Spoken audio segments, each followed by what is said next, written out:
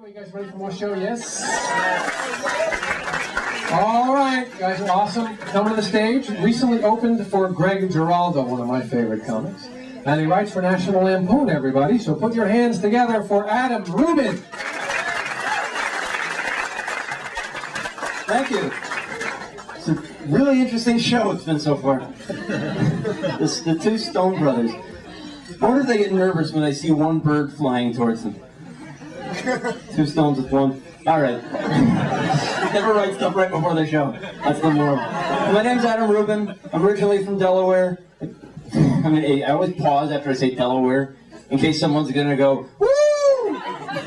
No one ever has. I think one person did once, and that was in Delaware. And it was my mom. I was in Delaware just last weekend. I went up for my sister's birthday. She got this gift I wanted to tell you guys about. It's called Boyfriend in a Box. Have you heard of this? It's like a gag gift. You get little fake love letters from your boyfriend, little pictures of him. And according to the back of the box, they got all different ones. They've got musician Mike or fireman Frank. I think my sister got like a Dr. Dave. I think they got to start making these for the kind of guys my sister actually dates. You know, they got to make like a Burger King Bill, drug dealer Dave, drug dealer Dan, drug dealer Joel, I'm just experimenting Jennifer. Oh, this one's just to scare mom and dad, Jamal. So yeah, I'm originally from Delaware. I live in Washington D.C. now. I gotta say it's kind of refreshing to perform in front of an audience of mostly Jews, because down in D.C. you don't tend to get that many of them. And it's good to have a shared experience of growing up with your audience, because I don't know about you guys, but I always feel that Christians, they can't relate. They didn't even have, for example, the same nursery rhymes as we did. Remember this? Like, my favorite one growing up was called This Little Piggy Went to Medical School. And this little piggy stayed home because he was homeschooled and then went to medical school. This little piggy became a successful entertainment lawyer. And this little piggy got his master's in business administration from the Wharton School at UPenn.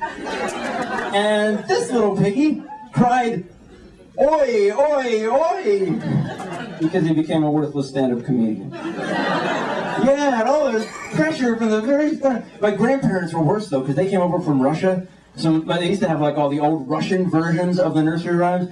I remember this. My grandfather used to sit me down and he'd say, "Hickory dickory dock, the mouse ran up the clock struck one, and then it struck him again and again and again because he was not a hard worker."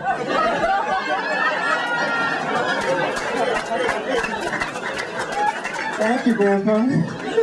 Yeah, there's pressure everywhere to go be successful, go do things, go to college. I went to college.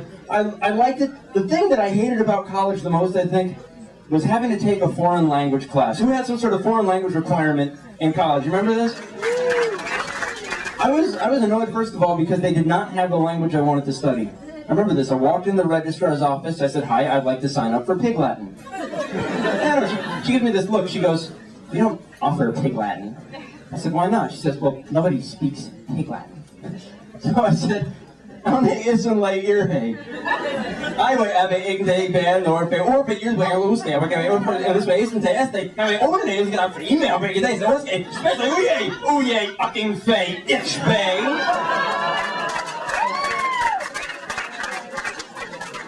So I ended up taking French.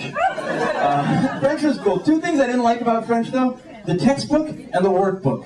You always got this textbook that was like 30 years out of date. Had vocabulary you're never going to need, like La Discotheque. Remember that? Why was that in there? La 8-track. The workbook was worse, though, because the workbook had to pretend that every exercise in it was a whole lot of fun. Remember that? So it would say things like, "You are at a party where everyone is speaking in the future indicative." All right, there's two things wrong with that. First of all, you were at a party. No, I'm clearly not. I'm sitting in my dorm room with my French book open on my lap, a bag of Doritos, and I got my hand in my pants. If that's a party, I need to re-examine my life. And two, A party where everyone is speaking in the future indicative? Do they have these parties in France? Yeah, what do you want to do tonight, Jean-Luc? I don't know, Jacques. I thought we could go to the cinema, perhaps a discotheque, or, oh, there will be this great party where everyone will be speaking in the future indicative. Sacre bleu, the future indicative. You will go to this party. Thank you guys for getting that. My name is Adam Ruben. Go to the show. Adam Ruben, keep it up for Adam Ruben.